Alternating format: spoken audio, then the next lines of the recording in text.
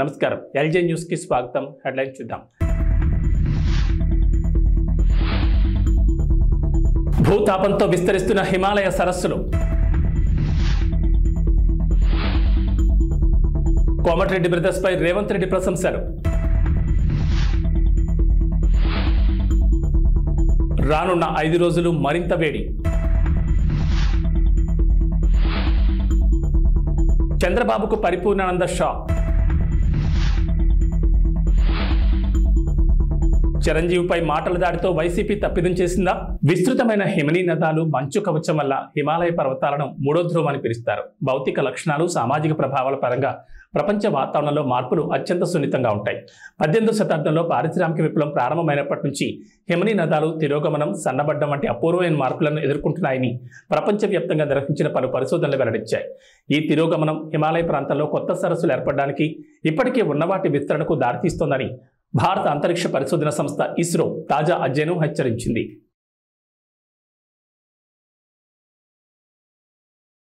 ఉత్తర భారతదేశంలో ప్రచండ భానుడి భగభగలకు జనం అల్లాడిపోతున్నారు.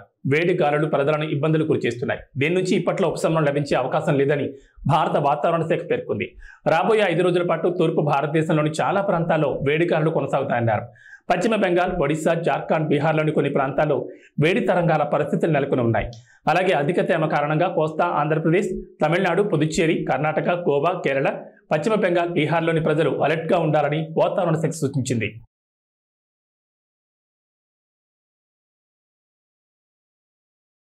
ఏపీలో టీడీపీ కూటమికి మరో షాక్ తగిలింది. హిందూపురం పార్లమెంట్ సీట్ను ఆశించిన పరిపూర్ణానంద స్వామి కనీసం అసెంబ్లీ సీట్ అయినా ఇవ్వాలని అడుగుతున్నారు.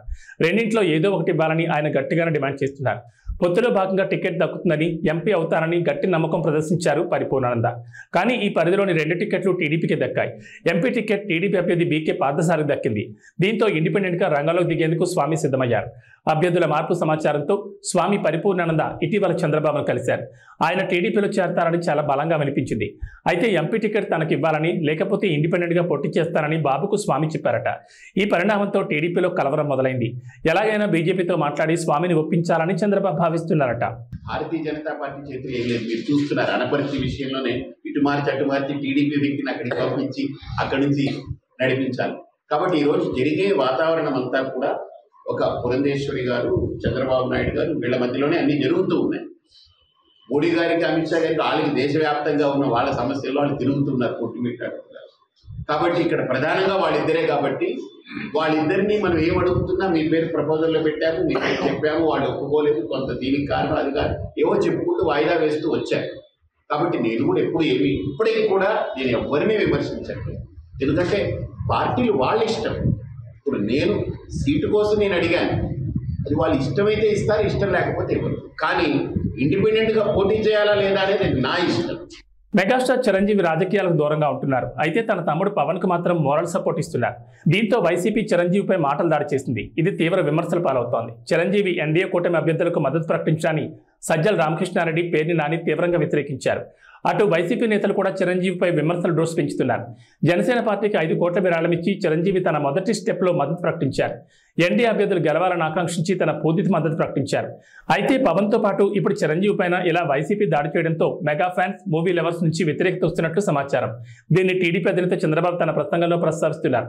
చిరంజీవి ఏం తప్పు చేశారని వైసీపీ విమర్శిస్తోందని చంద్రబాబు ప్రశ్నించారు. Oscar winners Rajamouli, mega hero చిరంజీవులను జగన్ తన ఇంటికి పిలిపించుకుని ఆహ్వానించారని చంద్రబాబు ఆరోపించారు. చంద్రబాబు విసురులు ట్రెండింగ్లో ఉన్నాయి.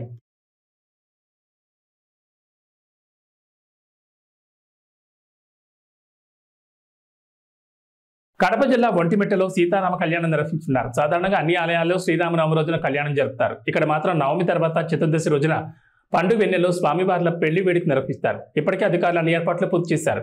ఎలక్షన్ కోడ్ నేపథ్యంలో ఈ ఉత్సవానికి సీఎం జగన్ బదులు దేవాదాయ శాఖ ప్రత్యేక ప్రధాన కార్యదర్శి పట్టు వస్త్రాలు సమర్పిస్తారు.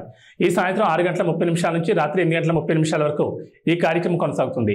కడప, అన్నమయ్య, రాయచోటి, తిరుపతి, చిత్తూరు, నంద్యాల, కర్నూలు జిల్లాల నుంచి లక్షలాది మంది భక్తులు ఈ బ్రహ్మోత్సవాలకు హాజరవుతారని అధికారులు అంచనా వేస్తున్నారు.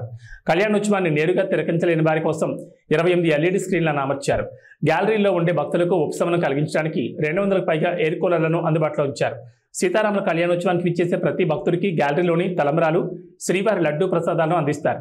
దీనికోసం టీటీడీ అన్ని ఏర్పాట్లు పూర్తి చేసింది. భువనగిరిలో రోడ్ షో సందర్భంగా కోమటిరెడ్డి అభిమానులను రంజింపజేసేలా మాట్లాడారు సీఎం రేవంత్ రెడ్డి. దాంతో పాటు సీఎం అయ్యే అర్హత ఉన్న వ్యక్తి కోమటిరెడ్డి వెంకటరెడ్డి అని చెప్పి ఆయన అభిమానులందరిలో శభాష్ అనిపించుకున్నారు. కష్ట నష్టాల్లో పేదలకు సేవలు అందించడంలో కోమటిరెడ్డి బ్రదర్స్ మంచి పేరుందని చెప్పారు. ఉద్యమంలో మంత్రి పదవిని త్యాగం చేసిన నాయకుడు కోమటిరెడ్డి వెంకటరెడ్డి. తెలంగాణ రాష్ట్రం వచ్చాకే మంత్రి పదవి తీసుకుంటానని చెప్పి నల్గొండ పోరాట యోధుడు వెంకటరెడ్డి అని రేవంత్ రెడ్డి కొనియాడారు. జగదీష్ రెడ్డిని ఉద్దేశించి భూమికి మూరెడు లేని సన్నాసి మంత్రి పదవి కోసం కాకాపడుతున్నారని, రాజగోపాల్ రెడ్డినే విమర్శిస్తున్నాడని ఫైర్ అయ్యారు. ఆనాడు సోదరిమణి బెల్లి లలిత గుర్తొస్తుంది. భువనగిరి గడ్డ అంటే గుత్పల సంఘం పెట్టిన దొడ్డి కొమరయ్యను ఈ ప్రాంతం ఎప్పటికీ మరవదు. మిత్రులారా, ఇవాళ నేను మీతోని మనసు విప్పి మాట్లాడదలుచుకున్నా. ఈ తెలంగాణ రాష్ట్రం ఆనాడు హైదరాబాదు సంస్థానం ఆదిలాబాదు జిల్లాలో కొమరం భీం రామ్జీ గోండు జల్ జమీన్ జంగల్ అని భూమి కోసం, భుక్తి కోసం, విముక్తి కోసం వాళ్ళు మొదలుపెట్టిన పోరాటం ఈ నల్లగొండ గడ్డ మీద మా ఎర్ర జెండా సోదరులు సాయుధ రైతాంగ పోరాటం మొదలుపెట్టి నిజాంల నుంచి రజాకర్లను జై జై కాంగ్రెస్, హస్తం గుర్తుకే, హస్తం గుర్తుకే. ధన్యవాదాలు సోదరులారా. దూరం నుంచి వచ్చారు.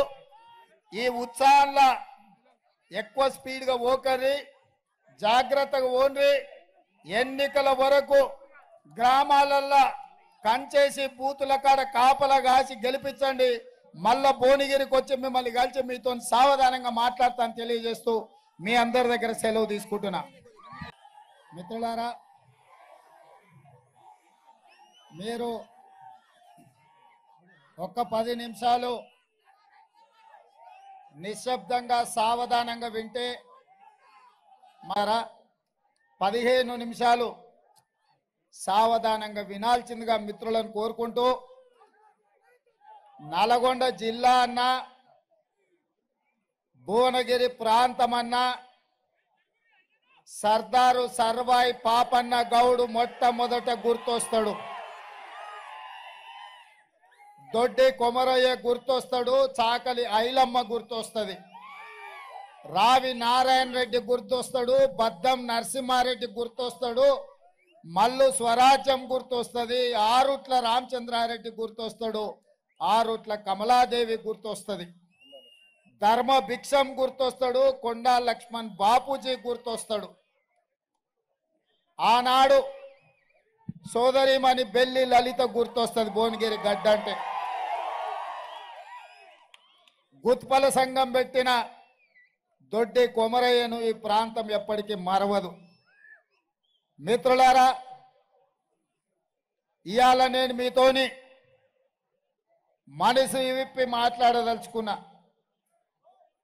ఈ తెలంగాణ రాష్ట్రం ఆనాడు హైదరాబాదు సంస్థానం ఆదిలాబాదు జిల్లాలో కొమరం భీం రామ్జీ గోండు జల్ జమీన్ జంగల్ అని భూమి కోసం, భుక్తి కోసం, విముక్తి కోసం వాళ్ళు మొదలుపెట్టిన పోరాటం ఈ నల్లగొండ గడ్డ మీద మా ఎర్ర జెండా సోదరులు సాయుధ రైతాంగ పోరాటం మొదలుపెట్టి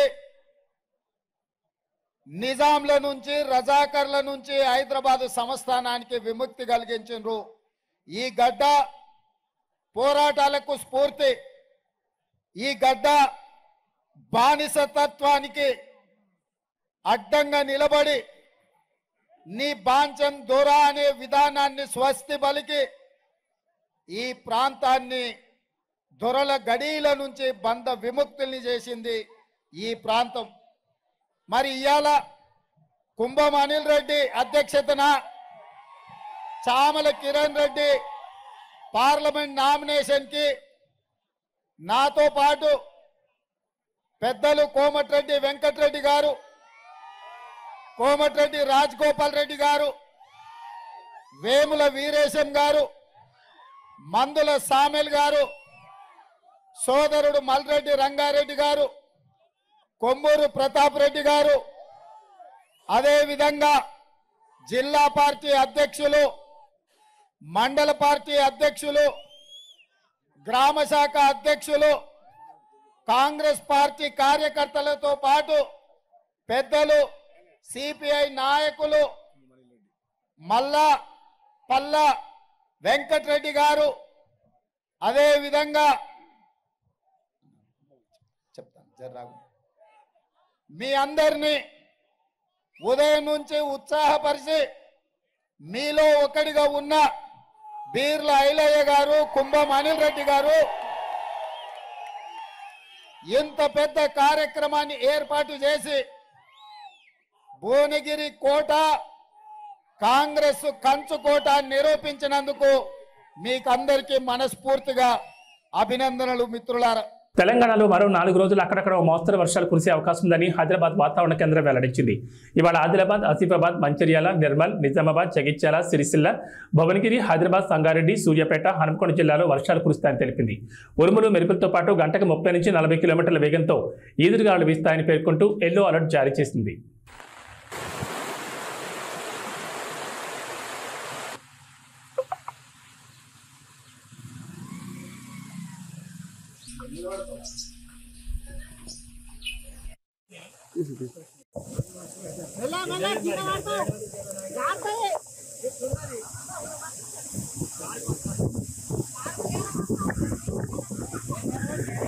ప్రపంచం తల్లకిందులైన ఆగస్టు 15 లోపు రుణమాఫీ చేసి తీరుతామని సీఎం రేవంత్ రెడ్డి మరోసారి స్పష్టం చేశారు. అక్కడి సూర్యుడు ఇక్కడ పొడిచినా రుణమాఫీ ఆగదు, అది పూర్తి చేసి రైతులు రుణం తీర్చుకుంటామని తెలిపారు. ఏపీలో నష్టమని తెలిసినా సోనియా గాంధీ తెలంగాణ ఇచ్చారని రేవంత్ గుర్తు చేశారు. కానీ తెలంగాణ ఏర్పాటే తప్పిదమన్నట్లుగా మోడీ ఎన్నోసార్లు మాట్లాడారని మండిపడ్డారు. తనతో పాటు సీఎం అయ్యే అర్హతలు కోమటిరెడ్డి వెంకటరెడ్డికి ఉన్నాయని సీఎం రేవంత్ రెడ్డి అన్నారు. కోమటిరెడ్డి పోరాట యోధుడు. తెలంగాణ కోసం ఆయన రాజీనామా చేస్తే కేసీఆర్ దొంగ దీక్ష చేశారు. ప్రత్యేక రాష్ట్రం కోసం కోమటిరెడ్డి బ్రదర్స్ పోరాటం చేసి కాంగ్రెస్ అధిష్టానాన్ని ఒప్పించారు. బీఆర్ఎస్కు ఒక్క సీటు వచ్చినా బీజేపీలో కలిపేస్తారు. ప్రధాని మోదీతో కేసీఆర్ ఏనాడు పోరాడలేదని ఆయన మండిపడ్డారు. నన్ను గద్దె దించమంటుండు కేసీఆర్ గాని 10 ఏళ్ళు గద్దె మీద ఉన్న మోడీని ఎందుకు గద్దె దించమంటలేడు? మిత్రులారా, మీరు ఆలోచన చేయండి. 100 రోజుల్లో నేను ఇన్ని పనులు చేసిన, ఇంకా చేయాల్సినవి ఉన్నాయి. ఇవాళ ఎన్నికల కోడ్ వచ్చింది కాబట్టి ఇవాళ రైతు రుణమాఫీ నేను చేయలేకపోయినా. అందుకే ఈ నారాయణపేట గడ్డ మీద నుంచి తెలంగాణ రైతాంగానికి 69 లక్షల రైతులకు నేను మాట ఇస్తున్నా. ఆగస్టు 15 తారీఖు లోపల 2 లక్షల రూపాయల రైతు రుణమాఫీ చేసి తీరుతా. ఎట్లయితే ఏడాదిగా ప్రయత్నించిన సంతానం కలగలేదా? నోవా ఐవీఎఫ్ లో ఫెర్టిలిటీ ఎక్స్పర్ట్స్ ను కలవండి. మాతృత్వం కల నెరవేర్చుకోవడానికి ఉచితంగా సంప్రదించండి. మక్తల్, నారాయణపేట, కొడంగల్ ఎత్తిపోతల పథకం పూర్తి చేసినో, ఎట్లయితే ఆర్టీసీ ఉచిత ప్రయాణం ఇచ్చినో, ఎట్లయితే 500 రూపాయలకు సిలిండర్ ఇచ్చినో, అట్లనే 15 ఆగస్టు లోపల 2 లక్షల రూపాయల రైతు రుణమాఫీ చేస్తా. ఏకకాలంలో మొత్తంలో మీకు రుణమాఫీ చేసే బాధ్యత నాది. మీ బిడ్డను నేను. రాష్ట్రమంతా మాదక ద్రవ్యాలమయమైపోయిందని తెలుగుదేశం జాతీయ అధ్యక్షుడు, మాజీ ముఖ్యమంత్రి నారా చంద్రబాబు నాయుడు అన్నారు. సోమవారం విజయనగరంలో జరుగుతున్న ప్రజాగాళం భారీ బహిరంగ సభలో సీఎం జగన్పై తీవ్ర విమర్శలు గుప్పించారు. మే 13వ తేదీన వస్తున్న రాజకీయ తుఫాన్తో వైసీపీ బంగాళాఖాతంలో కలిసిపోవడం ఖాయమన్నారు. విశాఖను గంజాయికి క్యాపిటల్గా మార్చారని విరుచుకుపడ్డారు. రాష్ట్రంలో బ్లేడ్ బ్యాచ్లు, గంజాయి బ్యాచ్లు తిరుగుతున్నాయని ఆరోపించారు. నాకన్నా పెద్దోళ్ళు, నాకన్నా ఎక్స్పీరియన్స్డ్ పీపుల్, నాకన్నా చాలా చాలా అనుభవం ఉందని చెప్పి గొప్పలు చెప్పుకునే వాళ్ళు చాలామంది ముఖ్యమంత్రులుగా కూడా పనిచేశారు. కానీ నేను ఒకటే అడుగుతా ఉన్నా మీ అందరితో కూడా. ఇంతమందిని మీరు చూశారు. మరీ ముఖ్యంగా రాష్ట్రం విడిపోయిన తర్వాత నాకన్నా ముందు 75 ఏళ్ల ముసలాయన కూడా పరిపాలన చేయడం కూడా చూశారు. ఆయన ఏకంగా 14 సంవత్సరాలు ముఖ్యమంత్రిగా పరిపాలన చేశాడు. 3 సార్లు ముఖ్యమంత్రిగా పరిపాలన చేశాడు. మరి అటువంటి గొప్ప గొప్ప పాలనలు కూడా మీరు చూశారు కదా. నేను మిమ్మల్ని అడిగేది ఒకటే అడుగుతా ఉన్నా. నేను చాలా చిన్నోన్ని, నేను చాలా వయసులో కూడా చిన్నోన్ని, చాలా చిన్నోన్ని కూడా. నేను అడుగుతా ఉన్నా, మరి ఇంత చిన్నోడు చేసిన పనులు ఇదే ఒక గ్రామంలోనే 14 ఏళ్ళు ముఖ్యమంత్రిగా ఎక్స్పీరియన్స్ ఉన్నోళ్ళు ఏ పొద్దుైనా చేశారా అని అడుగుతా ఉన్నా మీ అందరితో కూడా. ఇలా 2 చేతులు పైకి ఎత్తాలి, ఇలా ఇలా ఇలా ఇలా ఇలా ఇలా ఇలా ఇలా ఇలా ఇలా ఇలా ఇలా ఇలా ఆలోచన చేయమని అడుగుతా ఉన్నా. ఈరోజు ఏ రకంగా బ్రతుకులు మారాయి, ఏ రకంగా జీవితాలు మారాయి, ఏ రకంగా వ్యవస్థలోకి మార్పులు తీసుకురాగలిగాము అన్నది ఒక్కసారి గమనించమని చెప్పి కోరుతా ఉన్నా. ఈరోజు ఈ బటన్ నొక్కడమే కాదు, అక్క చెల్లెమ్మల కుటుంబాలకు ఆర్థిక సాధికారత ఇవ్వడమే కాదు, ఇదొక్కటే కాదు జరిగింది. ఈ లిస్టు చదివేటప్పుడు నేను చెప్పా, విద్యా కానుక గురించి కూడా చెప్పా, అదే మాదిరిగా ట్యాబుల గురించి కూడా చెప్పా. ఈ విషయాలు చెప్పేటప్పుడు ఇవి కూడా చెప్పా. ఒకసారి ఆలోచన చేయమని అడుగుతా ఉన్నా. గతంలో ఎప్పుడూ జరగని విధంగా ఈరోజు గ్రామాలు బాగుపడ్డాయి. స్కూళ్ళు మారిపోయాయి, స్కూళ్ళల్లో డిజిటల్ బోధన అందుబాటులోకి వస్తూ ఉంది, పిల్లల చేతుల్లో ట్యాబులు కనిపిస్తూ ఉన్నాయి, స్కూళ్ళన్నీ ఇంగ్లీష్ మీడియంతో కనిపిస్తూ ఉన్నాయి. టెక్స్ట్ బుక్కులు కూడా ఒక పేజ్ ఇంగ్లీష్ ఉంటే మరో పేజ్ తెలుగుతో బైలింగ్వల్ టెక్స్ట్ బుక్కులు ఈరోజు మన పిల్లల చేతుల్లో కనిపిస్తూ ఉన్నాయి. మొట్టమొదటిసారిగా స్కూళ్ళు బాగుపడ్డాయి. మొట్టమొదటిసారిగా మన గ్రామాలలో విలేజ్ క్లినిక్లు ఇక్కడే వచ్చాయి, ఫ్యామిలీ డాక్టర్లు ఇక్కడే వస్తూ ఉన్నారు. ఆరోగ్య సురక్షతో ప్రతి ఇంటిని కూడా జల్లెడబడుతూ ప్రతి పేదవాడికి కూడా టెస్టులు కావాలన్నా మందులు కావాలన్నా నేరుగా ఇంటికే వచ్చి చేస్తూ ఉన్నారు. స్కూళ్ళు బాగుపడ్డాయి, వైద్యం బాగుపడ్డాయి. ఎప్పుడు చూడని విధంగా ఆర్బీకే రైతు భరోసా కేంద్రం మన గ్రామంలోనే కనిపిస్తూ ఉన్నారు. ప్రతి రైతన్నను చెయ్యి పట్టుకొని నడిపిస్తూ ఉన్నారు. ప్రతి ఎకరా ఈ క్రాప్ అయింది. పంటలు కూడా ఉచిత పంటల బీమా కింద.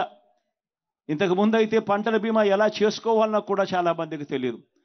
క్రాప్ లోన్ల కోసం వెళ్ళినప్పుడు మాత్రమే ఆ బ్యాంకులు ఒక 5% 4% కట్ చేసుకుని ఆ లోన్లో ఇన్సూరెన్స్ మాత్రం వాళ్ళకి ఇచ్చేవాళ్ళు, ఇన్సూరెన్స్ ప్రీమియం కింద. ఒకవేళ క్రాప్ లోన్స్ పుట్టకపోతే, క్రాప్ లోన్స్ కోసం బ్యాంకులకు వెళ్ళకపోతే ఇన్సూరెన్స్ కూడా ఎలా చేసుకోవాలన్నా కూడా తెలియని పరిస్థితిలో వ్యవస్థ బతికేది. అలాంటిది ఈరోజు గ్రామంలోనే ఆర్బీకే ప్రతి ఎకరా ఈ క్రాప్, ఉచిత పంటల బీమా, ఇన్పుట్ సబ్సిడీ కూడా నష్టం జరిగిన వెంటనే ఆ సీజన్ ముగిసేలోగానే ఇస్తా ఉన్న గొప్ప ప్రక్రియ. ఎప్పుడు చూడని విధంగా రైతన్నలకు పెట్టుబడి విషయంలో, పెట్టుబడి కోసం రైతన్నకు సహాయంగా ఏకంగా 13,500 రూపాయలు రైతన్నకు పెట్టుబడి సహాయంగా ఇచ్చే గొప్ప మార్పు జరిగింది కూడా కేవలం మీ బిడ్డ హయాంలోనే. వ్యవసాయం మారింది, స్కూళ్ళు మారాయి, గ్రామంలో కనిపిస్తూ ఉన్న హాస్పిటళ్ళు మారాయి, ఆరోగ్యశ్రీ విస్తరించింది. ఏకంగా 3,300 ప్రొసీజర్లకు తీసుకొని పోయినాం. ఏకంగా 25 లక్షల దాకా ఈరోజు ఏ పేదవాడైనా కూడా జేబీలో ఆరోగ్యశ్రీ కార్డు ఉంటే 25 లక్షల దాకా ఉచితంగా వైద్యం చేయించుకునే గొప్ప పరిస్థితి ఈరోజు ఉంది. ఆలోచన చేయమని అడుగుతా ఉన్నా. మార్పులు అన్నది ఏ స్థాయిలో జరుగుతూ ఉన్నాయని చెప్పి ఒకసారి ఆలోచన చేయమని అడుగుతా ఉన్నా. ఈరోజు అక్క చెల్లెమ్మల్లో, ప్రతి అక్క చెల్లెమ్మల్లోనూ ముఖంలో ఈరోజు ఆత్మవిశ్వాసం కనిపిస్తూ ఉంది. ప్రతి అక్క చెల్లెమ్మ కూడా ఈరోజు తన కాళ్ళ మీద తాను నిలబడడానికి అక్క చెల్లెమ్మలు ఈరోజు ప్రణాళికలు వేసుకుంటా ఉన్నారు. ఈరోజు ప్రతి అక్క చెల్లెమ్మ కూడా నేను గేదెలు కొనుక్కోవచ్చు, నేను షాపులు పెట్టుకోవచ్చు, నేను కూడా ఆదాయం సంపాదించుకోవచ్చు అని ప్రతి అక్క చెల్లెమ్మ ముఖంలో కూడా ఈరోజు కాన్ఫిడెన్స్ కనిపిస్తూ ఉంది, ఆత్మవిశ్వాసం కనిపిస్తూ ఉంది. ఏ అక్క చెల్లెమ్మ కూడా ఎక్కడికైనా బయటికి పోవాలంటే భయపడాల్సిన పని లేదు. ఫోన్లో దిశ యాప్, గ్రామంలోనే మహిళా పోలీస్. ఏ అక్క చెల్లెమ్మ బయటికి పోయినా కూడా దిశ యాప్ డౌన్లోడ్ చేసుకొని SOS బటన్ నొక్కినా, లేదా ఆపదలో ఉన్నప్పుడు ఒక 5 సార్లు ఫోన్ గట్టిగా ఇలా ఇలా ఇలా ఇలా ఇలా షేక్ చేసిన చాలు 10 నిమిషాల్లోనే ఆ అక్క చెల్లెమ్మలకు వెంటనే ఫోన్ వస్తూ ఉంది. ఆపదలో ఉన్నారా అక్క చెల్లెమ్మ అని చెప్పి పోలీస్ సోదరుడు అడుగుతా ఉన్నాడు. 10 నిమిషాల్లోనే మీ ఇంటి దగ్గరికి వచ్చి ఆపదలో ఉన్న అక్క చెల్లెమ్మలకు ఒక అన్నగా తోడుగా నిలబడతా ఉన్నాడు పోలీస్ వ్యవస్థ. ఎన్నికల నిబంధనలను వైసీపీ నేతలు తొంగలో తొక్కుతున్నారని టీడీపీ ఎమ్మెల్సీ అశోక్ బాబు ఆగ్రహం వ్యక్తం చేశారు. సోమవారం మీడియాతో మాట్లాడుతూ వైసీపీ నేతలకు తొత్తులుగా మారి కొంతమంది పోలీసులు సహకరిస్తున్నారని ఆరోపించారు. నామినేషన్ వేయడానికి కుప్పంలో కార్లతో ఆర్వో కార్యాలయంలోకి ఎమ్మెల్సీ భరత్ భార్య దూసుకెళ్లారన్నారు. ఇటీవల టీడీపీ అధినేత చంద్రబాబు నాయుడు నామినేషన్ సమయంలో ఆయన తరపున సతీమణి భువనేశ్వరి 100 మీటర్ల ముందే ఆగి కారు దిగి నామినేషన్ వేశారని గుర్తు చేశారు. అందరికీ నమస్కారం. ఆంధ్రప్రదేశ్లో ఎన్నికల నిబంధనలు, ఎన్నికల కోడ్ని అసలు ఏమాత్రం లక్ష్య పెట్టకుండా వైసీపీ నాయకత్వం చేసే అరాచకాలు ఇది ఏదని చెప్పడానికి వీలు లేకుండా పోతుంది. ప్రత్యేకించి నామినేషన్స్లో ఇక్కడ విచారించదగ్గ విషయం ఏంటంటే, వాళ్ళు ప్రజాస్వామ్యాన్ని గౌరవించే పరిస్థితులు లేరు. రౌడీజం నమ్ముకున్న మనుషులు, పోలీస్ అధికారులు కూడా వాళ్ళకి వంత పాడుతున్నారు. దీనికి వాళ్ళ ప్రత్యక్ష సాక్ష్యం ఏంటంటే, కుప్పంలో ఎమ్మెల్సీ భరత్ నామినేషన్ వేయాలి. ఆయన తరఫున ఆయన భార్య నామినేషన్ వేస్తుంది. ఎన్నికల నిబంధనల ప్రకారం ఏదైతే నామినేషన్స్ వేస్తున్నామో ఆ రెవెన్యూ ఆఫీస్ కానీ లేదా ఆ కార్యాలయానికి 100 మీటర్ల వరకు ఏదైనా సరే అనుమతిస్తారు. 100 మీటర్ల నుంచి కేవలం 5 మాత్రమే లోపలికి వెళ్ళాలి. ఇది స్పష్టంగా రాష్ట్రంలో అన్ని చోట్ల నువ్వు 10,000తో ఊరేగింపు పెట్టుకున్నా, 5,000తో పెట్టుకున్నా, నువ్వు ఒక్కడే వెళ్ళినా 100 మీటర్ల నుంచి 5 వరకు మాత్రమే ఆ రిటర్నింగ్ ఆఫీసర్ కార్యాలయంలోకి వెళ్ళి నామినేషన్ వేసే అవకాశం ఉంటుంది తప్ప ఇష్టం వచ్చిన లోపలికి వెళ్తాయి కదా అవకాశం లేదు. ఇవాళ కుప్పంలో భరత్ వైఫ్ డైరెక్ట్గా 2 కార్లతో ఆర్ఓ కార్యాలయం లోపలికి, ఇంకా అంటే లోపలికి దిగి మెట్లెక్కి లోపలికి వెళ్ళటం అంతే. 100 మీటర్లు అనేవి అక్కడ అప్లై చేయలే. అది మేము సాక్ష్యాలు సహా ఇవాళ మీకు ముందు పెడుతున్నాం. బాబా వీడియో ప్లే చేయి. లోపల ఉడుకుద్ది, ఎట్లా వెళ్తారు లోపల వండే లోపల ఉడుకుద్ది.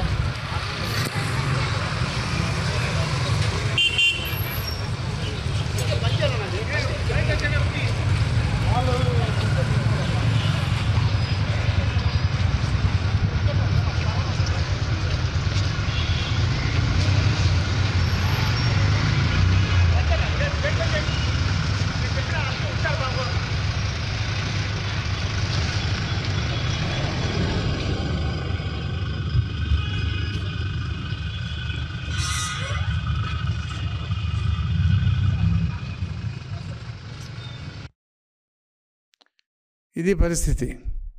అంటే రిటర్నింగ్ ఆఫీసర్ కార్యాలయంలోకి స్టెప్స్ దాకా వెళ్ళి అక్కడ దిగి లోపలికి వెళ్ళే పరిస్థితి. పోనీ ఆవిడ క్యాండిడేటా? కాదు, క్యాండిడేట్ తరఫున క్యాండిడేట్ భార్య. అంటే ఏమిటి నిర్లక్ష్యం. ఇంకా దౌర్భాగ్యం ఏంటంటే, అక్కడ పోలీస్ వ్యవస్థ వాళ్ళు స్వాగతం చెప్తున్నారు. వాళ్ళకి చక్కగా గేట్లు తీశారు. కారు లోపలికి వెళ్ళి వాళ్ళు దిగిన తర్వాత గేట్లు తీసి వాళ్ళు రివర్స్ చేసుకున్న తర్వాత గేట్లు వేస్తున్నారు. ఇక్కడ ఇంకో వ్యక్తిని నేను చెప్పాలి. శ్రీనివాసమూర్తి అని AP civil supplies corporation director అతను. ఆయన కూడా లోపలికి వెళ్ళాడు స్కూటర్ మీద. ఆయన దేనికి వెళ్ళాడంటే ఎవరు సమాధానం చెప్పట్లా. ఆయన వెళ్ళాడు, బయటకు వచ్చాడు. ఈ వెహికల్ కూడా ముందున్న ఫార్చ్యూనర్ కారులో చక్కగా ఎమ్మెల్సీ చిత్తూరు డిస్ట్రిక్ట్ అని చెప్పి నేమ్ ప్లేట్ కూడా ఉంది. ఏం కావాలి ఎందుకంటే ఎవిడెన్సు? ఎలక్షన్లు అనేవి నిష్పక్షపాతంగా జరిగితేనే ప్రజాస్వామ్యం బతుకుద్ది. మీరు ఇటువంటి చెంచాగిరి చేసే మట్టికి ఖచ్చితంగా మీ ఉద్యోగాలకు భద్రత ఎలా ఉంటుందనేది జూన్ 4 తర్వాత మీరే చూస్తారు. కాబట్టి ఇప్పటికైనా సరే అధికారులు, పర్టికులర్గా పోలీసు అధికారులు కానీ మిగతా అధికారులు కానీ, మీరు చట్టాన్ని ఉన్నది ఉన్నట్టుగా అమలు చేయగలిగితేనే మీకు రక్షణ ఉంటుంది. మీరు చట్టాన్ని ఎవడికో అమ్మేసుకుంటే తెలుగుదేశం పార్టీ చూస్తూ ఊరుకోదు. మీరు ఏం చేసినా జూన్ 4 తర్వాత ప్రభుత్వం, తెలుగుదేశం పార్టీ అధికారంలోకి వస్తుంది. కాబట్టి ఇటువంటి చెంచాలని ఖచ్చితంగా ఉంచే ప్రయత్నం అయితే జూన్ 4 తర్వాత జరుగుద్దని తెలుగుదేశం పార్టీ తరఫున ఇది బెదిరింపా, రిక్వెస్టా, లేదంటే హితవా ఏదనుకున్నా కూడా వాస్తవం అయితే మేము చెప్పదలుచుకున్నాం. కుప్పంలో జరిగిన ఈ సంఘటనని మేము central election, state election commission దృష్టికి తీసుకెళ్ళి అధికారుల మీద ఖచ్చితంగా చర్య చేసే విధంగా మేము ఈ అంశాన్ని తీసుకుంటామని తెలియజేస్తున్నాం.